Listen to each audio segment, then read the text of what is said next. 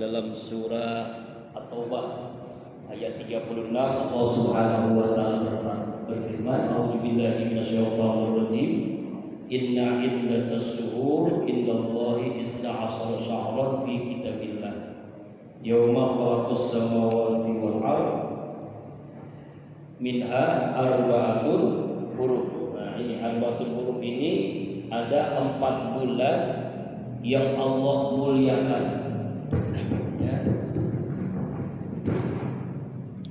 Jadi kita hari ini menjelaskan tentang keutamaan Rajab, ya. Keutamaan bulan Rajab. Ini habis guys video. Yang pertama adalah bulan mulia. Nggak kelihatan? Nggak kelihatan. Ibu gua kelihatan jauh. Kelihatan. Jadi dalam surah At-Taubah ayat 36 ada 4 bulan yang Allah muliakan, yang disebut dengan arba'atul hurum. Arba'atul hurum. Jadi 4 bulan yang mulia, yang haram. Apa itu? 3 berurutan, yang 1 tidak, yaitu bulan Rajab. Ini tidak berurutan. Yang 3-3-nya berurutan. Zulqa'dah, Zulhijjah, dan bulan Muharram. Ini 4 bulan yang mulia. Ya. Jadi arba'atul hurum. Jadi bulan Rajab itu salah satu bulan yang dimuliakan Allah Subhanahu wa taala. Yang kedua, pembuka kebaikan di bulan-bulan berikutnya. Pembuka kebaikan. Nah, jadi semua bulan itu dibuka kebaikannya oleh Allah di bulan Rajab. Coba kita urutkan. Habis bulan Rajab bulan apa? Sya'ban. Habis Sya'ban Ramadan. Habis Ramadan Syawal. Habis Syawal Zulqa'dah. Apit dia mah ya, kecepit namanya. Kemudian setelah itu Zulhijjah. Jadi urutan-urutan setelah Rajab ini kebaikannya berlimpah-limpah. Ya, sampai puncaknya bulan Zulhijjah. Karena bulan Zulhijjah itu ada ibadah haji, ada kurban. Dan dibuka kebaikan itu di bulan Rajab. Sampai-sampai Rasulullah SAW dalam riwayat Imam Hakim berdoa yang tadi dibaca oleh imam kita apa? Allahumma barik lana fi Rajab wa Sya'ban wa balikna Ramadan. Ya Allah, berkahi kami di bulan Rajab, berkahi kami di bulan, ya Allahumma barik lana ya, barik lana fi Rajab wa Sya'ban wa balikna Ramadan. Nah ini wa balikna Ramadan. Jadi doa yang dibaca oleh Rasulullah sejak bulan Rajab. Kenapa? Karena pembuka kebaikan. Ya, bulan Rajab itu bulan menuju Ramadan, dibuka di bulan Rajab ini sampai kita ingin berkah. Kemudian yang ketiga, bulan Rajab itu adalah semua ya menuju kebaikan itu kita harus minta ampun. Makanya terampuni dosa-dosa orang-orang yang bertobat. Sampai-sampai Rasulullah itu memperbanyak istighfar itu di bulan Rajab dengan sayyidul istighfar, Allahumma anta rabbi la ilaha illa anta khalaqtani wa ana 'abduka wa ana 'ala ahdika wa wa'dika mastata'tu a'udzu laka bi ni'matika alayya wa a'udzu bika faghfirli fa innahu la yaghfiru dzunuba illa anta. Bahkan ulama ada yang mengarang istighfar, namanya istighfar Rajab, yaitu Rabbi firli warhamni wa tub alayya, dibaca 70 kali selesai sholat wajib. Rabbi firli warhamni wa tub alayya. Ya Allah, ampuni hamba, sayangi hamba, terima taubat hamba. Ini sudah populer kalangan ibu ya. Ya Bu ya. Rabbi firli warhamni wa tub alayya. Nah, kemudian bulan Rajab ini pahala berlipat ganda. Namanya pembuka kebaikan, maka pahala pun berlipat ganda. Pahala berlipat ganda. Ya, pahala berlipat-lipat ganda. Sama juga begitu. Kalau kita melakukan dosa, dosanya pun berlipat ganda. Makanya dalam riwayat sebuah ungkapan Al-Baghawi dalam kitab tafsirnya, al-amalus saleh a'zamu ajran fil ashuril hurum wa zulma fihina a'zam min zulmi. Jadi amal soleh yang dilakukan di bulan haram, nah hari di bulan Rajab, maka amal soleh itu pahalanya berlipat ganda. Bapak ibu sholat berlipat ganda, infak berlipat ganda, ya kan, baca Al-Quran berlipat ganda, sedekah, sholawat, zikir berlipat ganda.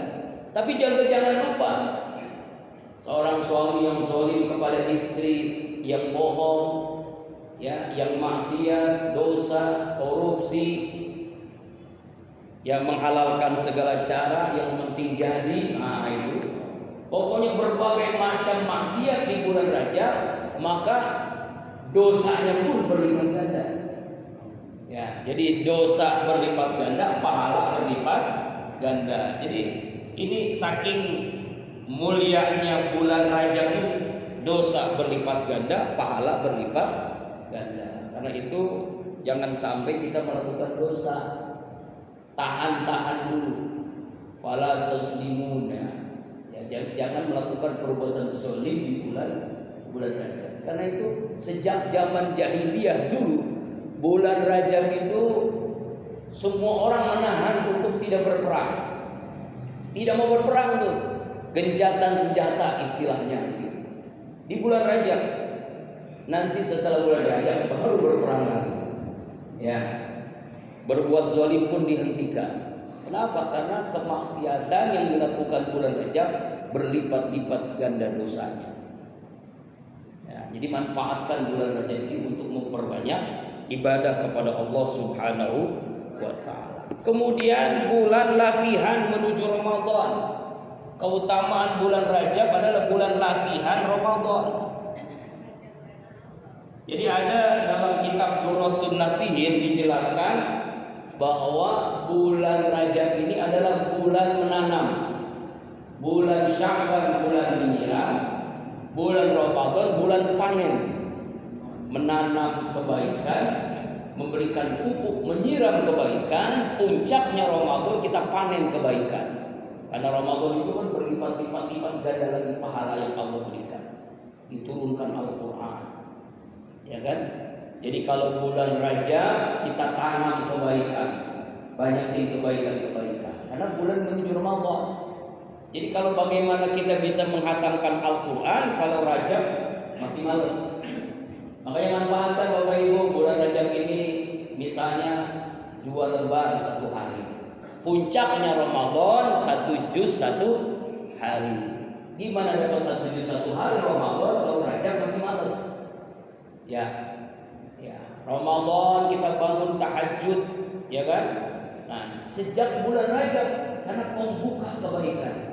Ya, kemudian kunci kebaikan menanam kebaikan. Jadi bulan kita tanam tumbuh-tumbuhan, pohon-pohonan, kebaikan-kebaikan di bulan Rajab. Nanti Sya'ban kita sirami dengan keikhlasan, dengan istiqomah, dengan kesabaran.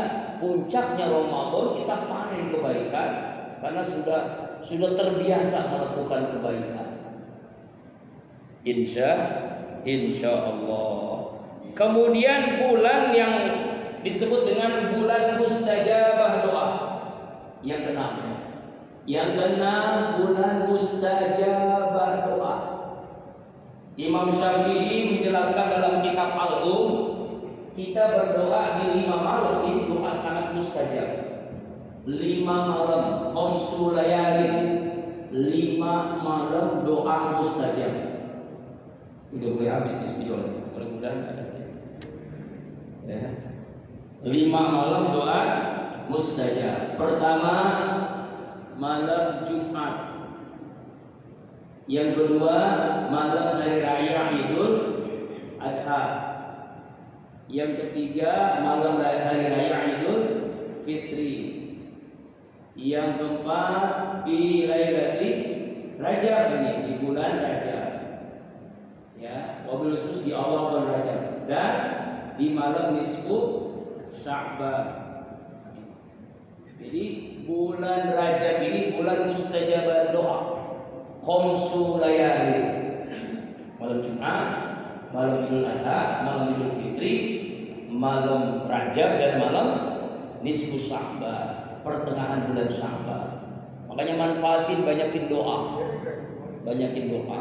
Ya Allah, ya Rabbana, karuniakan kepada kami pemimpin yang takut denganmu, yang sayang kepada kami. Begitu misalnya doanya. Ya. Kalau doa itu mesti amin. Kalau enggak amin, enggak dikabulkan oleh Allah. Jadi amin aja dulu. Ya, betul enggak? Betul. Amin. Kemudian yang berikutnya, nah ini puncaknya yang kita akan jelaskan panjang ini. Apa itu? Bulan Rajab ini apa? Peristiwa besar terjadi. Peristiwa apa? Isra Mi'raj. Nah ini nih, ini penting ya. Yang paling utama kita akan jelasin ini nih. Bulan Isra Mi'raj. Isra artinya apa, Bu? Jalan malam-malam. Jadi kalau ibu mau ke pasar malam-malam namanya Isra. Kalau Mi'raj artinya apa, Pak? Naik malam-malam. Kalau bapak ngomong kepada ibu, yuk kita Mi'raj, berarti naik malam-malam. Naik apa, Bu? Motor. Allahu Akbar. Itu pengertian bahasa. Tapi pengertian Isra bukan itu. Pengertian istilah adalah Isra itu perjalanan Rasulullah SAW dari Masjidil Haram menuju Masjidil Aqsa. A'udzu billahi minasyaitonir rajim.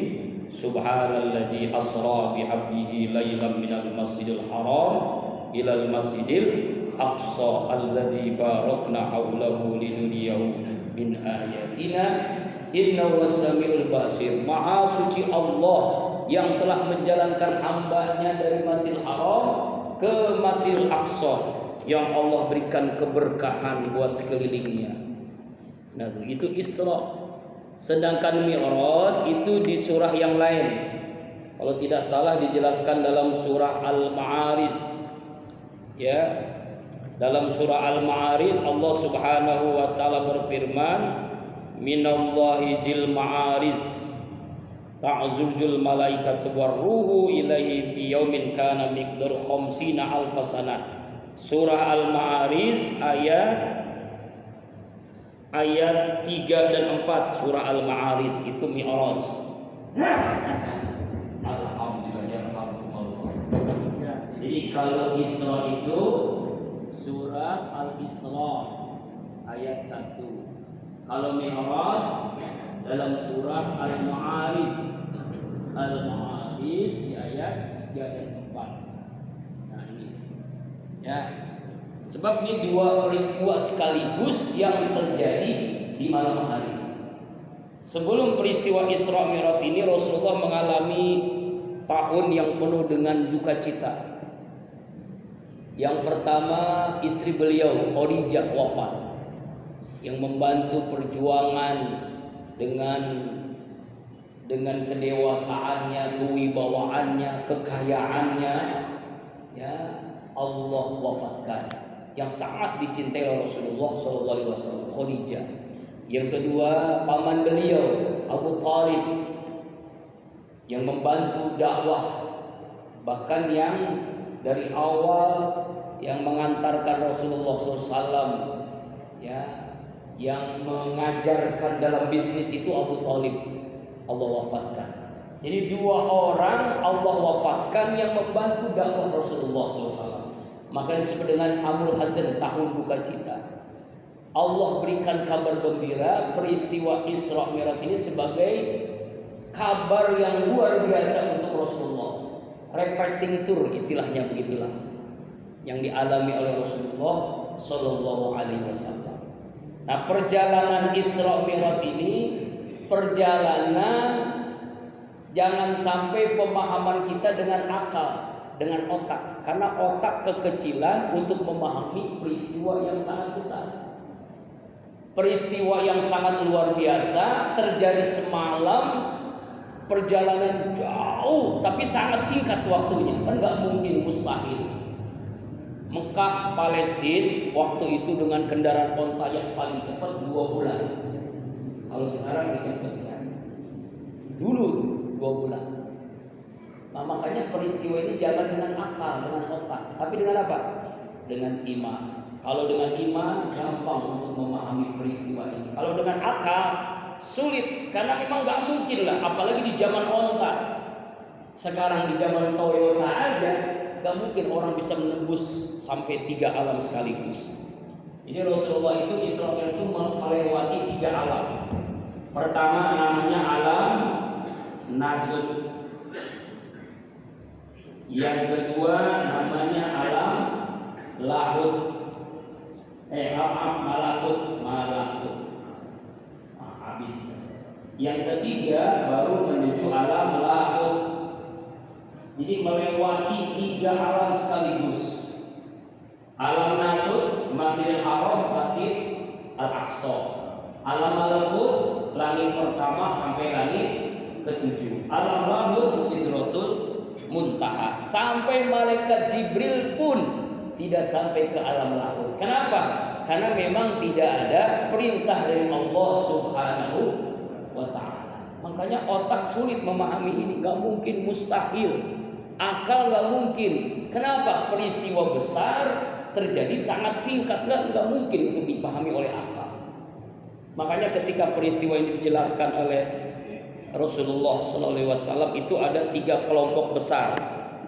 Pertama namanya kelompok yang yakin, yang percaya. Yang kedua yang ingkar. Yang ketiga kelompok yang ragu-ragu. Jadi ada 3 ya. Pertama namanya kelompok Abu Bakar, sembilan kecil. Yang kedua kelompok Abu Jahal. Yang ketiga kelompok Abu Jandal. Bukan ya? Apa? Ubay bin Salul. Ubay bin Salul. Siapa ini? Ini 3 kelompok ini. Yang percaya, yang ingkar, dan ragu-ragu. Ada, alhamdulillah. Terima kasih.